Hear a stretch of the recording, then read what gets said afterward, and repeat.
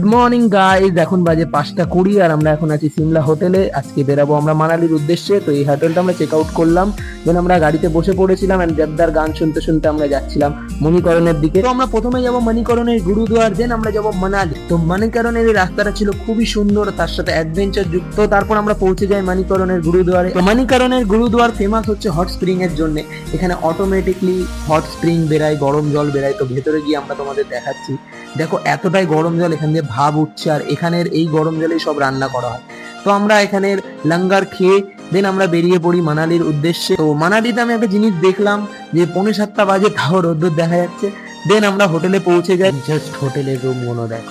দেন আমরা ফ্রেশ হয়ে আমরা কাস্টমারদের জন্য ক্যান্ডেল লাইট ডিনারের ব্যবস্থা করি স্পেশাল ভাবে আমাদের কাস্টমারদের জন্য।